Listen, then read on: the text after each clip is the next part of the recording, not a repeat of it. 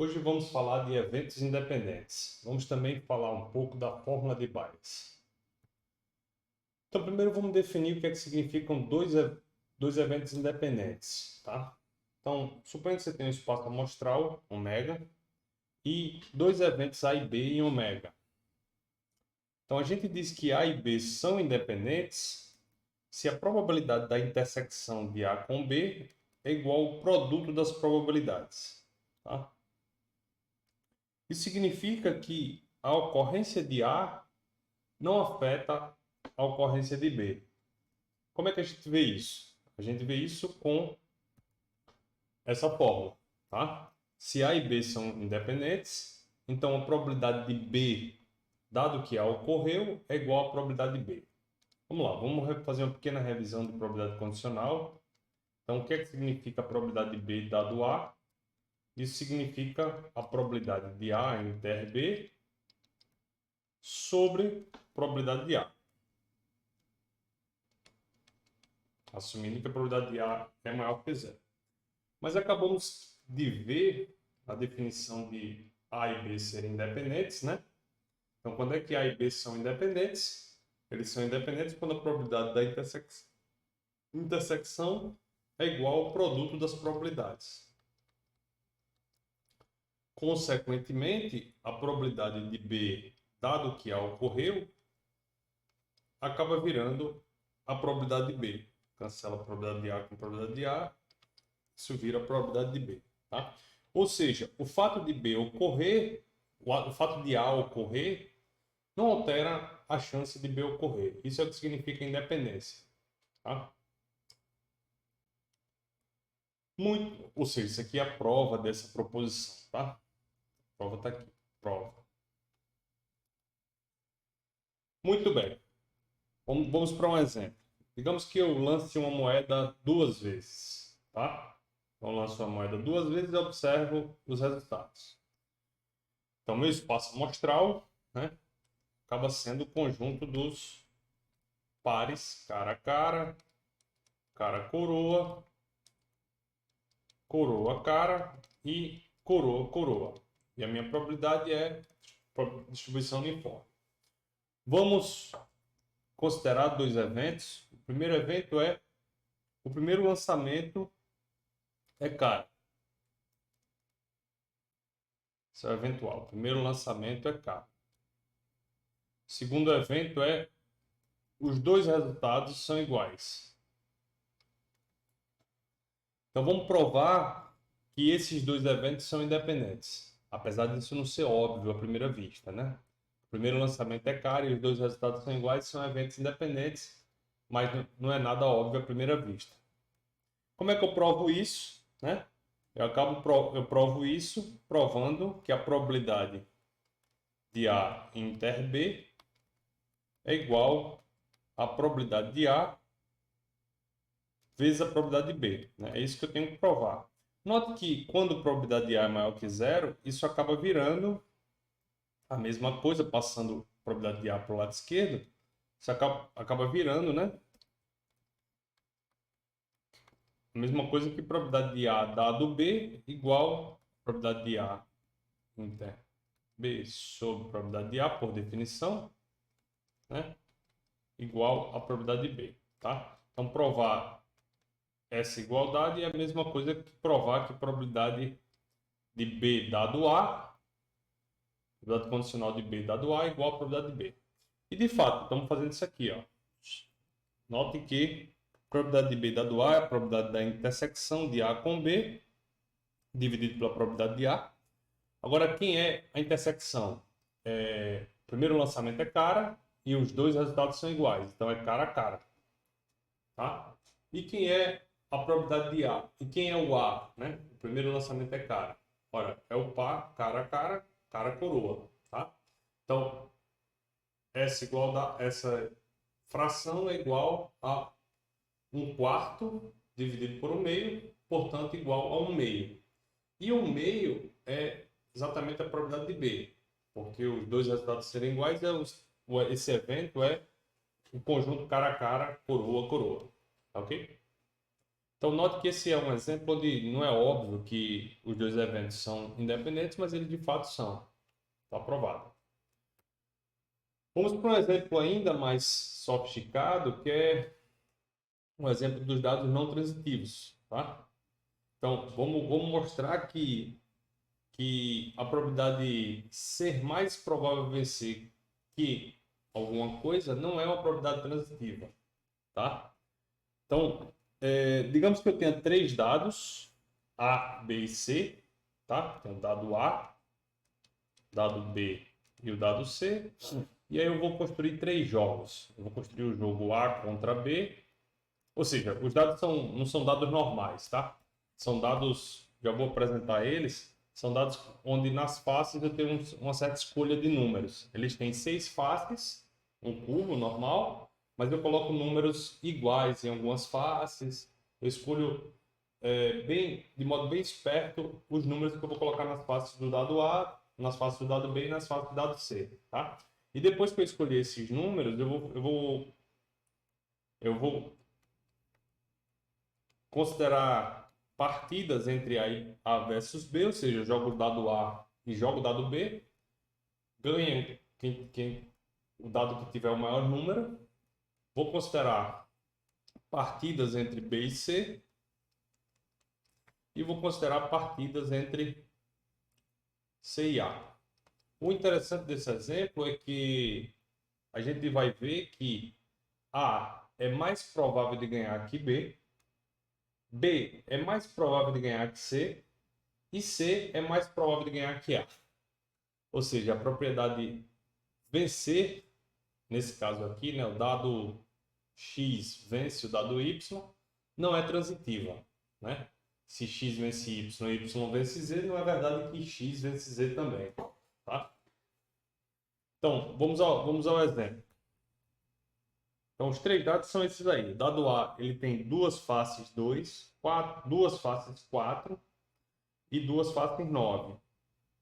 O dado B tem duas faces 1, duas 6, duas 8 e o C tem duas 3, duas 5 e duas 7. Tá? Então, como eu falei, o primeiro jogador joga um dado, escolhe um dado, joga. O segundo jogador escolhe outro, joga. Ganha quem obtiver o maior número. Tá? Então, esse jogo é interessante porque o segundo jogador sempre tem vantagem, né? Dado que o primeiro jogador escolheu um dado, o segundo jogador consegue escolher outro dado que leva vantagem em cima do dado que foi escolhido, tá? Então esse jogo não é justo. O primeiro jogador escolhendo um dado, ele está em desvantagem, porque o segundo já vai escolher um dado que ganha desse dado específico, tá? Tá? Então a gente pode mostrar que o A vence B com probabilidade de 5 nonos, o B vence C com probabilidade de 5 nonos e o C vence A com probabilidade de 5 nonos, tá? Então, por exemplo, se o primeiro jogador escolheu o dado C, então o segundo jogador vai e escolhe o dado B, leva vantagem. Se o primeiro jogador escolheu o dado A, o segundo escolhe o dado C, que leva vantagem. E por aí vai. Muito bem. Como é que a gente prova isso? Simplesmente a gente constrói, né? Por exemplo, como é que eu calculo essa probabilidade aqui, tá? O dado A é 224499 e o B é 116688. Vamos lá. Por exemplo, eu tenho o A que é 224499 e o B que é 116688. Acho que é isso. 6688. Ok. Então, o que eu faço? Eu construo o espaço amostral, que é os resultados do lançamento dos dois dados. Por exemplo, né? Espaço amostral ele vai ter 36 elementos. Eu não vou escrever todos, mas eu vou ter, por exemplo, o elemento 2, 1.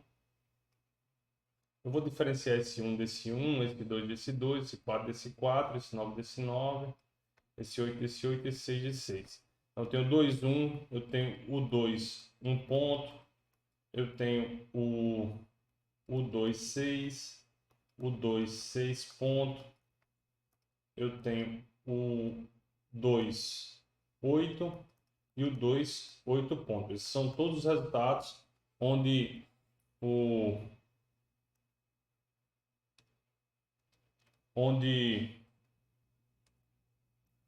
o dado, o primeiro resultado, o resultado do dado A é 2 e o resultado do dado B é qualquer coisa, tá? Note que nessa situação, o dado A, né, eu quero calcular a probabilidade de A ganhar. Então, o dado A ganha aqui, aqui e perde nos demais casos, tá?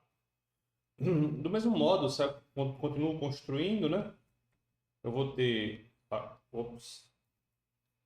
eu vou ter 4, 1, 4, 4, 4. Eu não vou repetir aqui, se eu botar o... Aliás, eu boto 2 de novo, agora 2 com um ponto para o A, 2, 2. Eu não vou repetir o resultado do B, né? Mas novamente, né? E aqui eu tenho o 4 ponto, né? 4, 4 ponto, 4, 4 ponto, 4, 4 ponto, tá? 4, 4 ponto, 4, 4 ponto, tá? Aqui para indicar que... O que é que isso indica? Isso indica, por exemplo, o resultado 4.1 ponto, 4, 1 ponto. Esse aqui é 4.1 ponto. Esse aqui é o resultado 4, 8. E assim por diante, tá? Esse é o resultado 4.8 ponto, tá? E assim por diante, tá? Eu não vou completar isso, mas fica claro o que é que a gente está fazendo, né? Onde é que o A ganha? Bom, o A ganha aqui. Ops. O A ganha aqui, certamente. Cada um. Ele ganha aqui também 1. Ele ganha aqui. 4 ganha esses dois, beleza. Ele perde aqui. Beleza? Ele perde daqui para frente. E ele ganha nas últimas duas linhas. Né? Porque nas duas últimas linhas eu tenho 9 e 9 pontos. Né? Nessa linha aqui eu tenho 9. Nessa linha aqui eu tenho 9 pontos. Tá? Então, nessa linha eu tenho 6, nessa eu tenho 6. Então, aqui eu tenho 6 casos onde ele ganha, 6 onde ele ganha.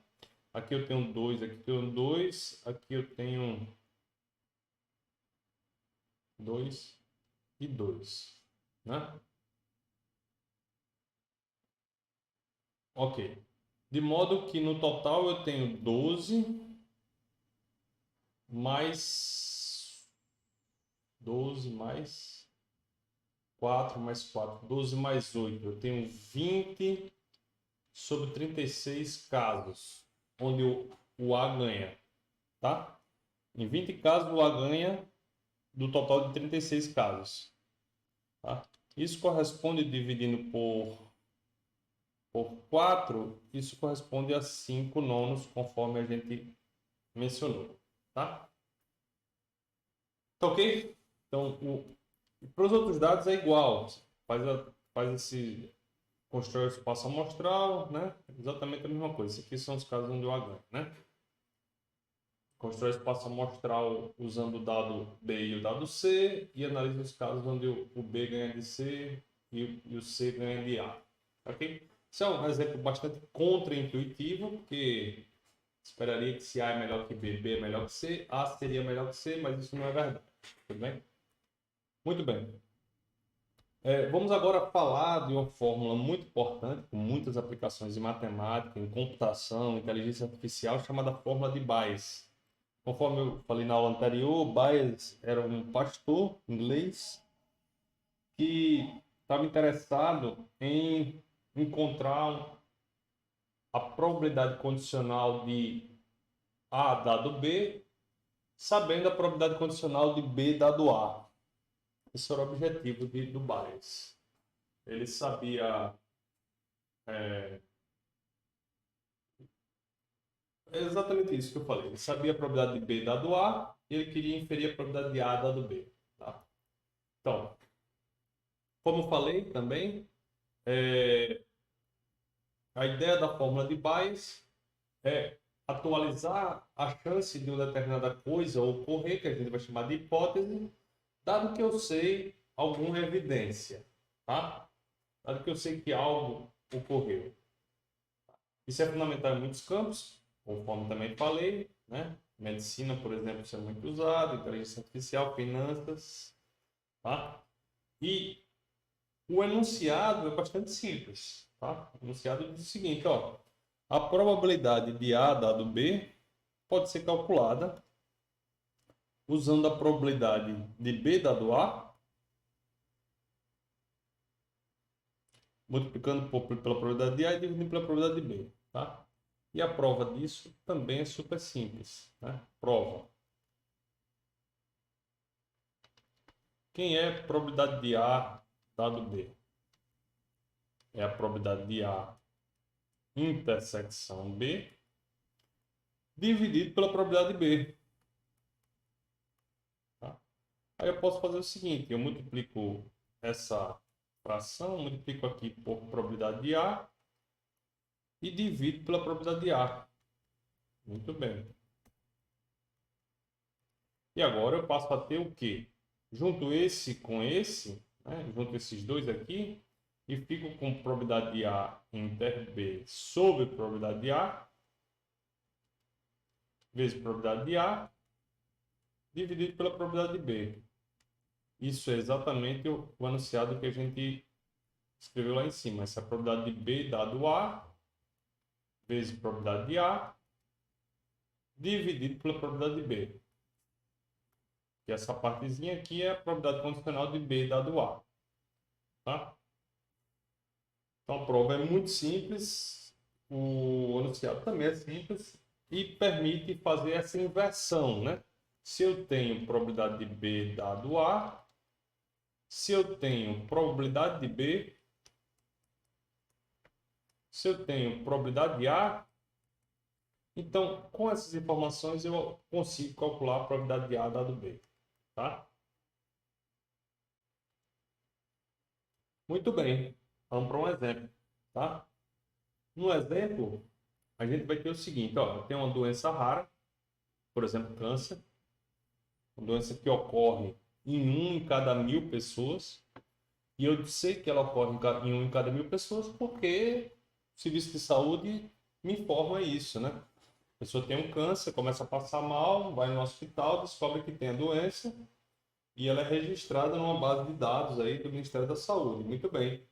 E em cada 100.000 pessoas, você tem 100 com a doença.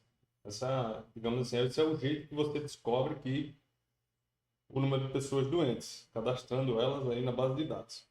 Muito bem. Isso é assumido como sendo a probabilidade de alguém ficar doente, tá? O número total de pessoas dividido pelo número de pessoas doentes dividido pelo número total de pessoas me dá a proporção de pessoas doentes, a probabilidade de alguém na população em geral ficar doente, tá? E aí, né, eu quero calcular, o cidadão chega no consultório médico, né, ele faz um teste, tá? Ele faz um teste que dá positivo. O que é que eu gostaria de saber? A probabilidade da pessoa estar doente, dado que o teste deu positivo. É isso que eu estou querendo saber. Quanto é que é isso? Né? Bom, o que é que a fórmula de Bayes me diz? Me diz que isso pode ser calculado da seguinte forma. Esse aqui é o teste, a probabilidade do teste ser positivo, dado que a pessoa está doente, vezes a probabilidade da pessoa ficar doente, sobre a probabilidade de A dado B, a probabilidade de B dado A, vezes a probabilidade de A dividido pela probabilidade de B. Positivo. Melhor, esse aqui é doente. Positivo. Tá? Bem, então eu preciso descobrir esse número, tá? E preciso descobrir esse número, a probabilidade de estar doente, eu já sei qual é 1 para 1.000, tá? E preciso descobrir a probabilidade de ser positivo, tá? A probabilidade do teste dar positivo, né? Esse aqui eu já sei, é 1 para 1000. Então, preciso só encontrar esse último aqui de baixo. Tá. Então, quem é esse número aqui? Quem é a probabilidade de dar positivo dado que está doente, que a pessoa está doente? Isso aqui é o que se chama precisão do teste, tá? Precisão do teste é exatamente isso. A probabilidade do teste ser positivo, dado que a pessoa está doente.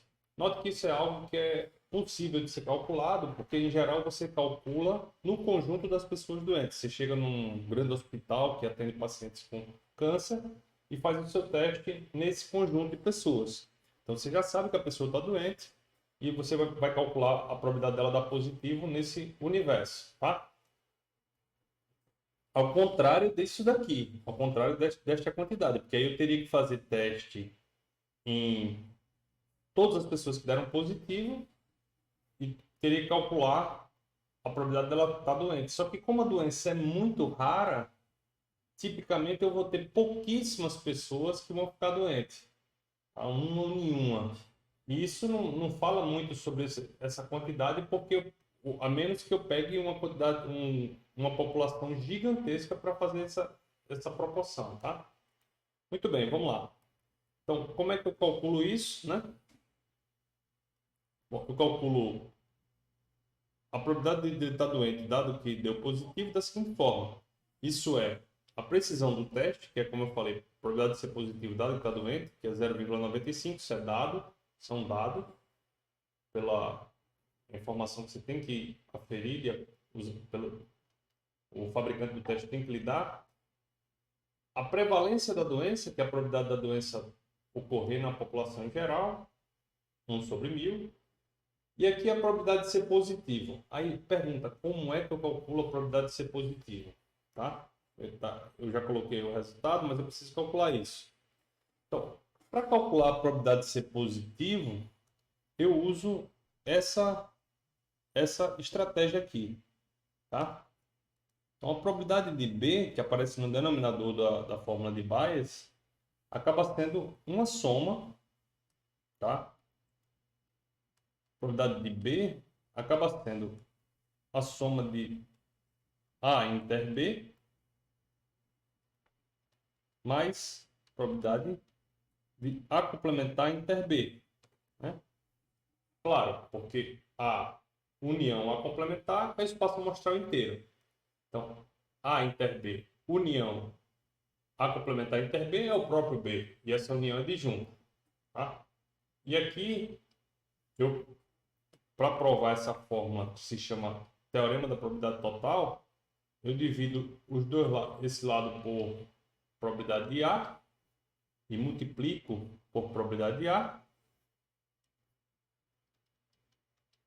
Divido esse lado por probabilidade de B, probabilidade de A complementar, e multiplico pela probabilidade de A complementar, tá? E aí eu obtenho exatamente essa linha de cima. Tá? Dá uma paradinha, observa, se convence, dá uma paradinha no vídeo, se convence que a linha de baixo é exatamente a linha de cima, porque isso aqui é a probabilidade condicional de A dado de B dado A, isso é a probabilidade condicional de B dado A complementar. Então, para calcular a probabilidade de ser positivo, eu precisaria da probabilidade de ser positivo acaba sendo, né, a probabilidade de ser positivo dado que a pessoa está doente, vezes a probabilidade de doente, dividido vezes a probabilidade de doente, mais a probabilidade de ser positivo com o complementar de estar doente, ou seja, é saudável. Eu vou denotar assim por doente com um tio em cima. Vezes a probabilidade de ser saudável. Doente com um tio em cima. Note que essa daqui eu sei quanto é. 999 dividido por 1000. Esse daqui eu também preciso obter usando o teste. Tá? Usando informações do fabricante do teste. Tá? Muito bem. Bom, acho que essa prova aqui eu acabei reproduzindo, mas ela está aqui. Tá? Aliás, não é essa prova, não. Isso daqui é uma nova expressão para o teorema de Bayes. Essa aqui é a nova versão do teorema de Bayes, ou fórmula de Bayes, onde eu troquei o probabilidade de B por essa expressão, pelo teorema da probabilidade total. Isso aqui, essa parte de baixo aqui, toda ela, isso aqui é igual à probabilidade de B. Muito bem. Então vamos usar mais uma vez o fórmula de Bayes. Digamos que o CSA tem uma probabilidade de vencer em um dia chuvoso. O CSA tem uma probabilidade de vencer em um dia chuvoso de 0,7, 70%. E um dia de sol, a probabilidade do CSA vencer é 0,6. A gente sabe que a probabilidade de chover é 0,3. Tá? Então, dado que o CSA ganhou uma partida, qual é a chance de ter chovido nesse dia? Então, probabilidade do CSA vencer, dado que o dia de sol é 7 décimos. Probabilidade do CSA vencer, dado que é chuva, choveu, é 6 décimos. Tá? A probabilidade de chuva é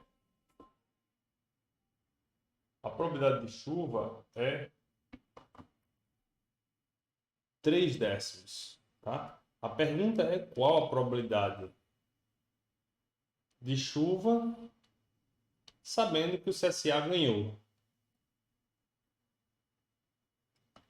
Tá? Então, como é que a gente faz isso? Teorema de Bayes, né? A probabilidade de chuva, dado que venceu, é a probabilidade de vencer, dado chuva, vezes a probabilidade de chuva sobre a probabilidade de vencer.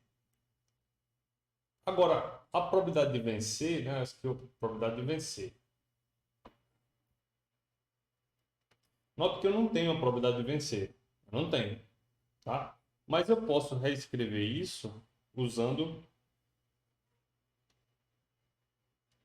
o teorema de probabilidade total. Ou seja, usando o que a gente acabou de derivar. Isso aqui é a probabilidade de chuva dividido. Aí eu troco a probabilidade de vencer por probabilidade de vencer dado sol vezes probabilidade sol mais probabilidade de vencer dado chuva vezes probabilidade de chuva. Tá? Tem que separar essas duas coisinhas aqui. São separadas, tá? Ok? E agora é só substituir os valores, porque o que está em amarelo, ou seja, tudo isso aqui, né, tá escrito de modo que eu tenho os valores disso aqui. Tá? Então, a probabilidade de CSA vencer, a probabilidade de chover, dado que o CSA venceu, vai ser o quê, né? Vamos lá. É a probabilidade de vencer dado chuva, que é 6 décimos,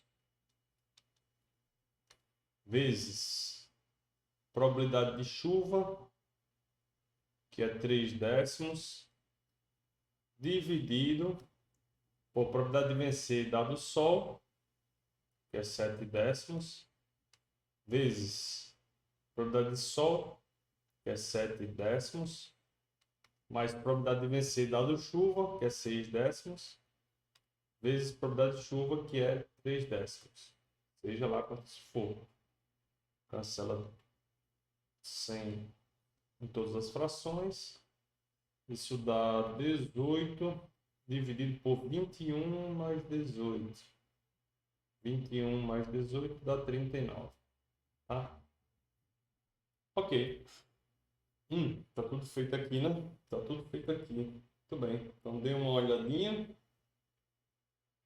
Eu pause no vídeo e uma olhadinha aí na explicação que eu copiei do lado de lá, tá? Vamos para o caso geral. Caso geral. Fórmula de Bayes. A gente tem lidado, no caso anterior, com um único evento, digamos H, e aí a gente está calculando nesse caso anterior a probabilidade de H dado E, está querendo calcular a probabilidade de H dado E, né? Em função de probabilidade de E dado H, probabilidade de H e probabilidade de E. Foi assim que a gente anunciou a fórmula de Bayes, trocando A por B, A e B por H e E. Agora, eu vou anunciar o caso geral, onde ao invés de uma opção só, chover e o complementar dela fazer sol, eu tenho várias opções. Sei lá, chover, ficar nublado, fazer sol, por exemplo. Tá? Ou, ao invés de uma doença só, eu tenho várias doenças. Tá? Ok. Então, esses eventos vão se chamar hipóteses, tá?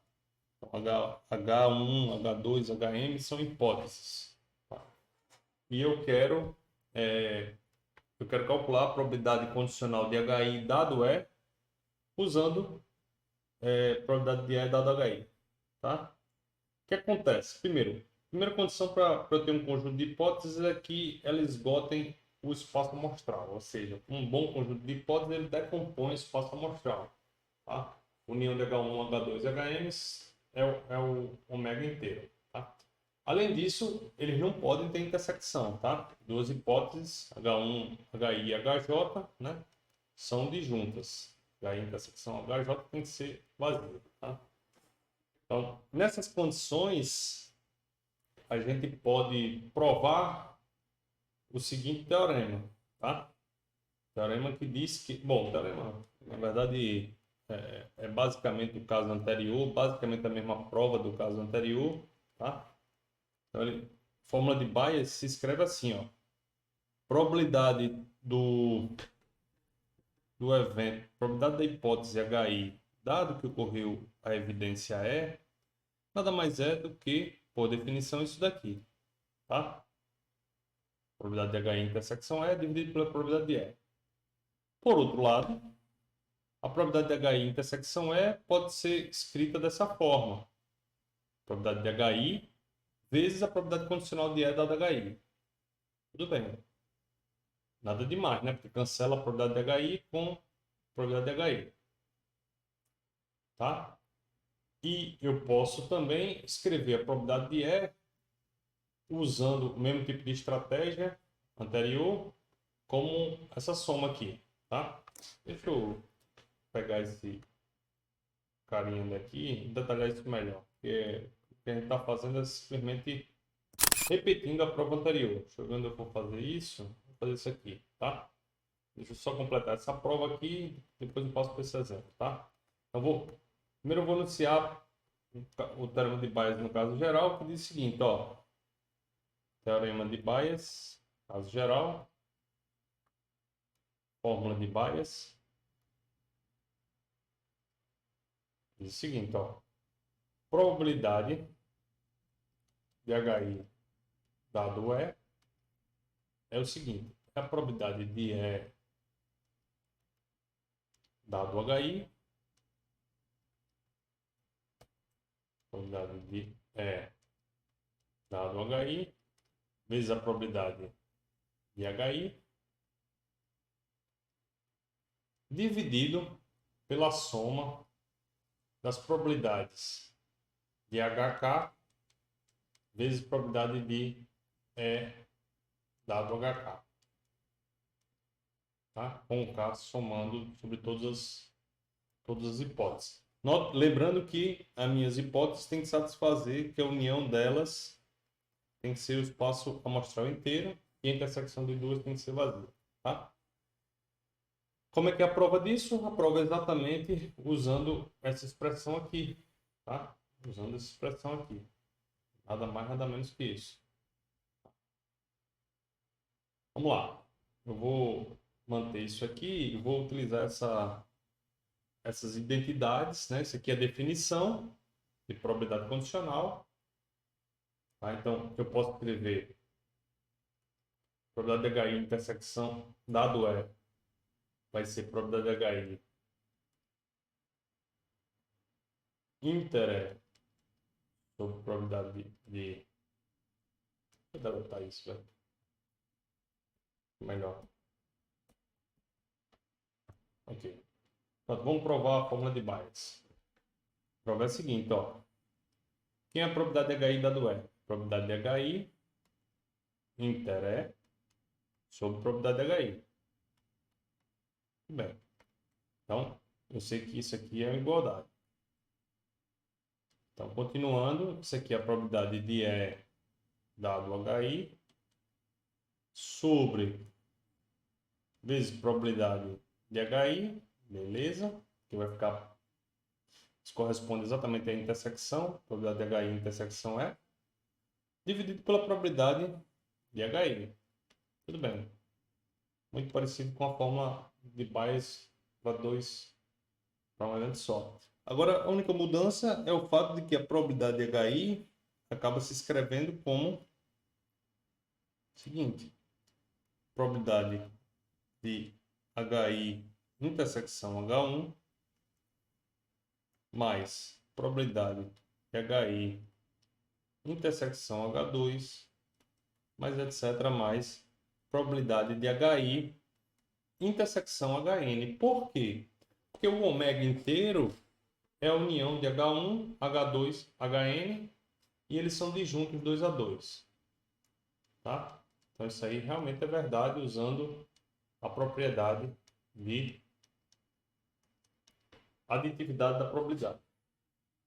E agora é só completar a minha prova usando